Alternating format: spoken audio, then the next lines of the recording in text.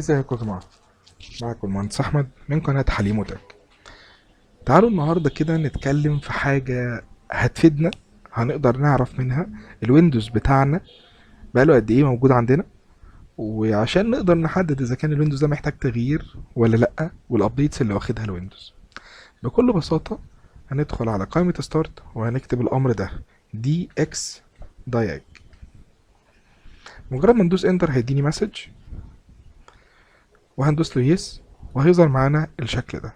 طيب الامر ده بيظهر لي اولا نوع الكيسه او الجهاز اللي انا شغال عليه. طبعا ده هيفيدني لو في حاله ان انا سطبت ويندوز وعايز اجيب التعريفات بتاعته، فهقدر اخش اجيب التعريفات عن طريق الامر ده، وفي نفس الوقت هعرف كمان امكانيات البروسيسور بتاعي من هنا والرام بتاعي من هنا ونوع الويندوز المثبت سواء ان هو ويندوز 10 64 او 32 ونوع الدايركت اكس اخر ابديت اللي موجود على الويندوز.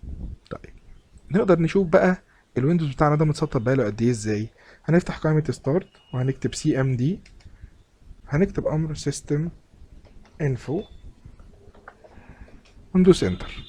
هيفضل الجهاز يعد معايا شوية، هيعمل لودنج لبعض الملفات، وبعد كده هبدأ ان انا اطلع فوق شوية.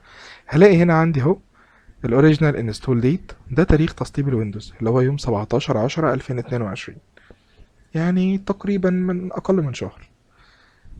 كده انا بقدر اعرف تاريخ الويندوز وكمان الابديتس اللي واخدها الويندوز قد ايه. انا بالنسبه لي انا عشان انا قافل الابديتس فانا ما بحبش الابديتس كتير عشان خاطر بتتعب معايا الويندوز، والويندوز بعد كده بيبقى بطيء. فانا عرفت كده طريقه ان انا اعرف منين الويندوز متسطب، وكمان بيظهر لي هنا برضو نوع الجهاز اللي احنا عملناها في الامر اللي احنا عملناه اللي هو الدي اكس دايج.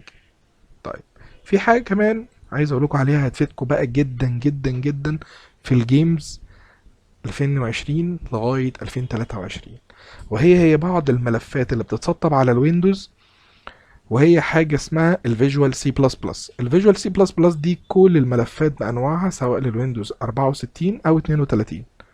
كل اللي عليك ان حضرتك بتفتح الملف كده وبتدوس له يس يس ويبدأ ان هو يتسطب معاك بصورة طبيعية جدا. هتعمل ده كله في كل الملفات. ده في حالة لما تيجي تفتح لعبة بيس مثلا وتلاقي بتديك ايرورز او ان هي مش راضية تفتح معاك، فكل اللي عليك هتفتح الملفات دي وتسطب كل الملفات دي. الملف كله يعني بعد انا هرفعه لكم ان شاء الله، الملف كله حوالي 73 ميجا. فمينلي بس مهم جدا للبي سي، مهم جدا للويندوز عندك، لان بعض الويندوز مش بيكون نازل فيها الابديتس الاخيره زي عندنا مثلا، مش منزل الابديتس فبالتالي مش بلاقيهم فيها اوتوماتيك موجودين، فبالتالي بحتاج ان انا اسطبهم. وناس كتير صراحه سالوني في الموضوع ده، فبعد تدوير وبعد بحث كبير في الموضوع فلقيت ان هم دول ملفات اكتر ملفات بتشغل الالعاب كلها تقريبا، ما بيكونش في اي العاب فيها مشاكل من بعد ما نسطب الملفات دي. هسيب لكم طبعا الملفات ديت في صندوق الوصف، تقدروا تحملوها زي ما انتم عايزين. كان معكم مهندس احمد، والى اللقاء. متنسوش طبعا لايك وشير وسبسكرايب وتفعلوا زر الجرس عشان يجيلكوا كل جديد. شكرا، اشوفكم على خير.